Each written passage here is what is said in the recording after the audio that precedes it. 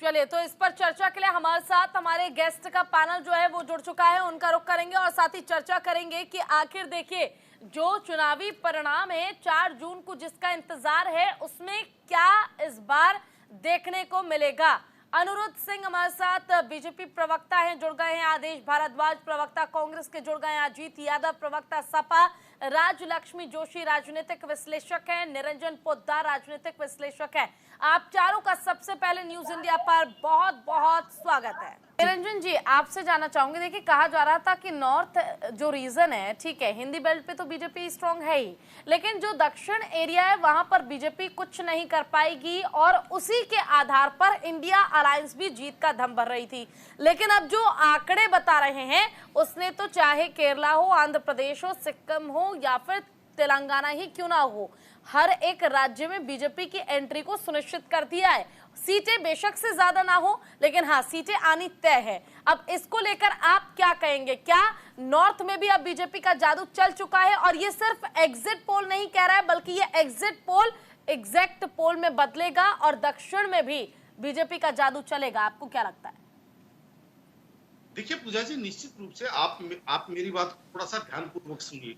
जो विपक्ष है, कहीं ना कहीं मैं बार बार एक ही चीज कर रहा हूं कि विपक्ष हर बार गलत ट्रेन पकड़ता है और गलत ट्रेन पकड़ने की वजह से वो गलत गंतव्य तक पहुंचता है। लेकिन विपक्ष इस चीज को समझने के लिए तैयार नहीं, और जब हमारे जैसे क्रिटिक्स यानी कि आलोचक जब उनको इस चीज के बाद इस बारे में अवगत करवाते हैं तो विपक्ष कहीं ना कहीं उनको अपना दुश्मन समझने लगता है। सबसे बड़ी समस्या यहाँ पे उत्पन्न हो रही है। आपने बात कही उत्तर और दक्षिण की। देखिए मैं आपको निश्चित रूप से आपको बताऊं, राजनीतिक रूप में किसी भी दल को प्रचार करने के लिए, अपने पैर पसारने के लिए 3 चीजें अनिवार्य होती है। पहली चीज होती है इंटैक्ट विचारधारा। तो उसके अंदर अगर आप देखेंगे तो भारतीय जनता पार्टी की जिस दिन से स्थापना हुई है उस दिन से इनकी इंटैक्ट विचारधारा है, यानी कि हिंदुत्व और राष्ट्रवादी विचारधारा। दूसरी जो चीज होती है इसके अंदर वो होती है एक डायनामिक लीडरशिप, यानी कि एक चमत्कारी नेतृत्व। जिस तरीके से अभी अब दक्षिण के अंदर भाषाई समस्या आती है, इस वजह से जो नरेंद्र मोदी जी या केंद्रीय नेतृत्व है उसका वहां पे कोई बहुत बड़ा स्वीकारोक्ति नहीं थी। लेकिन जिस तरीके से भारतीय जनता पार्टी ने तो देखिए अरुणाचल प्रदेश में भी बीजेपी जीतती नजर आ रही है। अब इसको क्या समझे? क्या ये भी मीडिया की रिपोर्ट है जो बीजेपी के कार्यालय में तैयार हुई है, जिस तरह से संजय सिंह कह रहे हैं? क्योंकि हमने तो सिर्फ वही बताया जो जनता ने सर्वे के दौरान बताया था। निश्चित रूप से पूजा जी, मैं बार बार यही कह रहा हूँ, आदेश जी से लगातार मेरे हिसाब से कई महीनों से आदेश मेरे साथ कार्यक्रम में है, और मैं बार बार जब आदेश जी की बात मैं जब ये बोलता हुआ आता हूँ कि भाई भारतीय जनता पार्टी बहुत ज्यादा एज है, भारतीय जनता पार्टी बहुत ज्यादा लीडिंग में है, तो आदेश जी को ऐसा लगता है कि जिसमें भारतीय जनता पार्टी की चाटुकारिता कर रहा हूँ। लेकिन आदेश जी इस चीज को नहीं समझ रहे कि आप विपक्ष की भूमिका निभाइए, सकारात्मक भूमिका निभाइए। तो मैं बात कर रहा था पहले वो कंप्लीट कर दूं। तो जिस तरीके से दक्षिण में भारतीय जनता पार्टी ने तमिलनाडु के अंदर के अन्नामलाई को अपनी लीडरशिप की, और ये अन्नामलाई ने वहां पे डायनेमिक लीडरशिप का एक उदाहरण दिया। और तीसरी चीज जो होती है वो होता है धरातल के ऊपर संगठन। तो भारतीय जनता पार्टी तमिलनाडु में इस संगठन के मामले में कहीं ना कहीं पिछड़ रही है, यानी कि तमिलनाडु में भारतीय जनता पार्टी का उतना बड़ा संगठन है नहीं, जिसका कारण ये है कि आज जितने भी एग्जिट पोल है या हमारी भी अनुमान जो है वो 2-3 सीटों पे जाकर के रुक जाते हैं। तो कहीं ना कहीं भारतीय जनता पार्टी 2 मोर्चों पे वहां अपने आप को मजबूत करती हुई दिख रही है। तो इस वजह से दक्षिण के अंदर भी वो धीरे धीरे अपना प्रचार बढ़ा रही है। अब आ रहा हूं मैं उस चीज के ऊपर जो आपने सवाल किया, या मान लीजिए जिस चीज का चर्चा कर रहे थे। एग्जिट पोल जो होते हैं उसको एग्जिट पोल नहीं होते, लेकिन जैसे हमारे यहाँ नाड़िया वैद होते हैं, वो नाड़ी देख करके बता देते हैं कि इसके अंदर इस शरीर के अंदर क्या क्या बीमारियां हो सकती है, और इसके अंदर बुखार है तो उस बुखार का लेवल क्या होगा, 101 डिग्री होगा, 103 डिग्री होगा, 100 डिग्री होगा।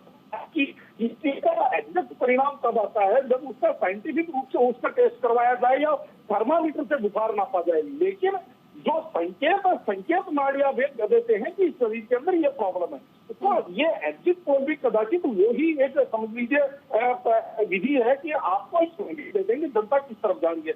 अब आता हूँ इस बात से। देखिए निश्चित रूप से मैं इस चीज को स्वीकार करने के लिए तैयार हूं कि जनता के अंदर बहुत सारे मुद्दे हैं जो जनता को परेशान करके बैठे हुए हैं। उसके अंदर जिस तरीके से बोला जाता है कि बेरोजगारी का, महंगाई का, आर्थिक का, या महिला सुरक्षा का, या कानून व्यवस्था का, निश्चित रूप से ये मुद्दे हैं। लेकिन आपको एक चीज समझनी चाहिए कि कौन आदमी किस मुद्दे पे वोट देता है ये तय नहीं है। 140 करोड़ का देश है और हर एक व्यक्ति के अपने अपने मुद्दे हैं। कोई व्यक्ति एक दारू के पवे में भी वोट देता है और कोई व्यक्ति 1947 के विकसित भारत के लिए वोट देता है। कोई व्यक्ति इसलिए वोट देता है, मेरे गली नहीं बनी, कोई इसलिए वोट देता है कि फलानी जगह इतनी शानदार रोड बन गई, यानी हाईवे बन गया।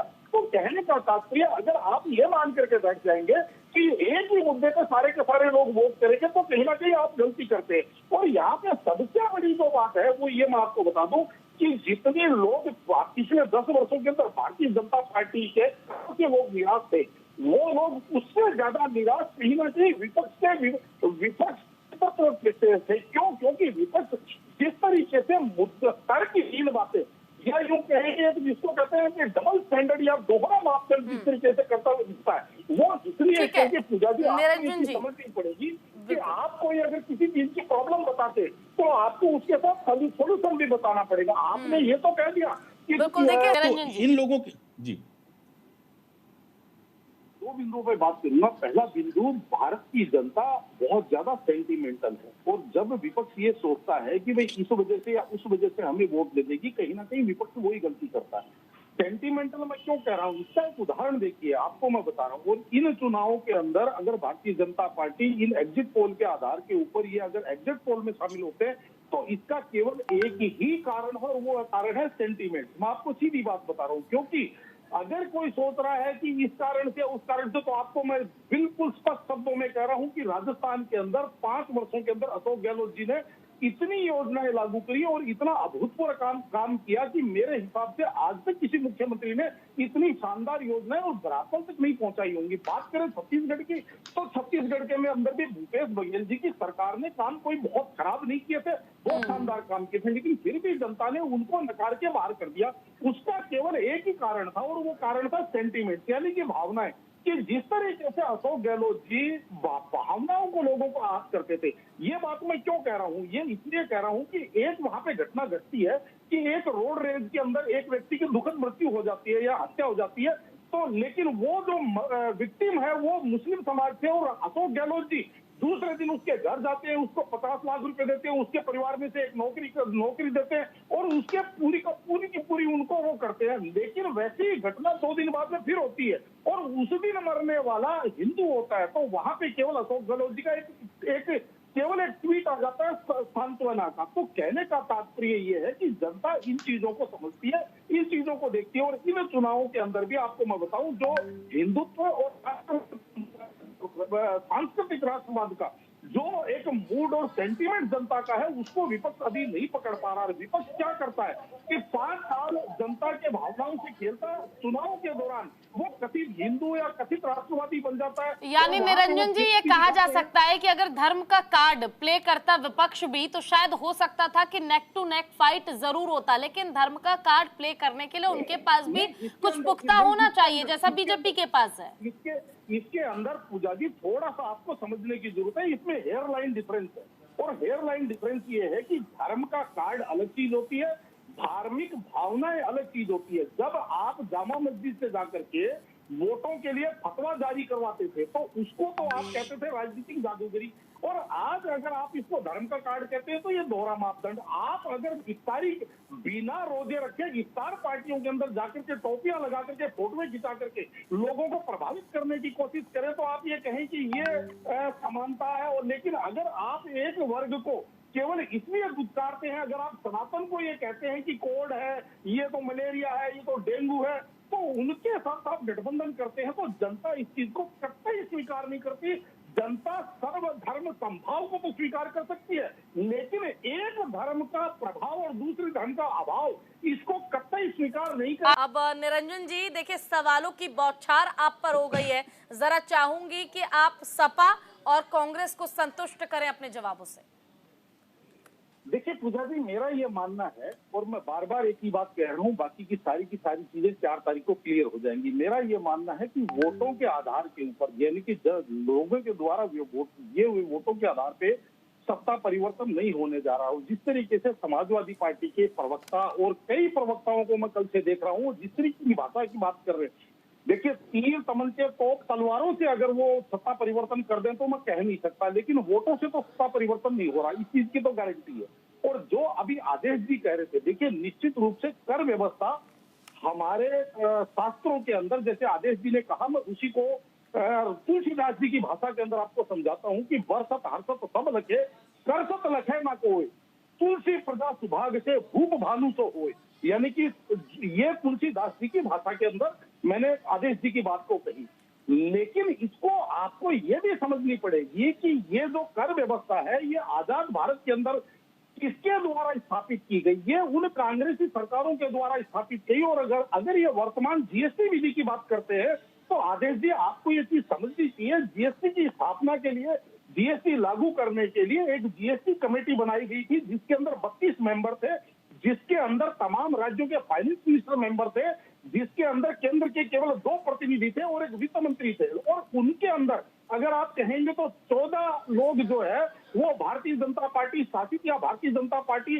समर्थित लोग थे, बाकी के 16 जो है वो अपोजिशन के राज्यों के और अपोजिशन सरकारों के वित्त मंत्री, उसके अंदर 16 मेंबर थे। अगर मान लीजिए उस जीएसटी व्यवस्था के अंदर आप उससे सहमत नहीं थे तो उस टाइम उन्होंने उसको अपोज क्यों नहीं किया? क्योंकि जीएसटी में जितने भी नियम बने, जीएसटी में जो भी व्यवस्थाएं हुई, वो सारी की सारी आप ये समझ लीजिए बहुमत के आधार पे हुई। लेकिन उस टाइम तो सबने मीठा मीठा गप कर लिया। केवल टीवी चैनल पे आकर के थू करने से देखिए जनता को नहीं समझ में आती। हालांकि बहुत सारी समस्याएं ऐसी है पूजा जी, जो मैं आपको बता रहा हूँ, विपक्ष कहीं ना कहीं वहां तक पहुंच ही नहीं पा रहा। और जैसे मैंने आपको कहा कि वो जो वास्तव में इस जनता को प्रभावित करती है, उन मुद्दों को तो कोई ये उठा ही नहीं रहे। ये बात करते हैं कि कर व्यवस्था की, मैं कह रहा हूँ आप जीएसटी के अंदर जो खामियां हैं उनको लेकर के चलिए, जनता आपके साथ लामबंद होगी। जो लोग पीड़ित हैं, जो लोग प्रभावित हैं, वो साथ खड़े हो। टाइम ये 19 लाख वैकेंसी भरी नहीं, अब सरकार बन जाएगी। देखिए, तो वादे जो किए जाते हैं, हर वादे पूरे हो, ये संभव किसी भी राजनीतिक पार्टी के लिए नहीं हो पाता, चाहे वो बीजेपी हो या फिर अपने दौर में कांग्रेस ही क्यों ना रही हो। खैर, निरंजन जी आपकी ओर रुख करना चाहूंगी, आपसे जानना चाहूंगी कि क्या ये जो जीत एग्जिट पोल बता रहे हैं ये मोदी की गारंटी का प्रभाव है या फिर विपक्ष के पास मुद्दों का अभाव है और इसी का फायदा बीजेपी को मिलने वाला है? वास्तविकता ये है पूजा जी कि जो लोग भारतीय जनता पार्टी से निराश हैं, वो लोग उससे ज्यादा विपक्ष से हताश हैं, क्योंकि जिन लोगों को कई मुद्दे ऐसे हैं जहां भारतीय जनता पार्टी से लोगों को निराशा हुई, लेकिन विपक्ष उनके अंदर वो विश्वास उत्पन्न नहीं कर पाया। इसलिए लोगों ने कहा कि 2 बुरों में से, 2 खराब में से एक खराब चुनना है तो कम खराब को चुनिए। ये आपको इन चुनावों के अंदर आपको ये परिणति नजर आ जाएगी। फिलहाल आप सभी का बहुत बहुत शुक्रिया कि आपने अपना कीमती समय हमें दिया और हमारे साथ जुड़े।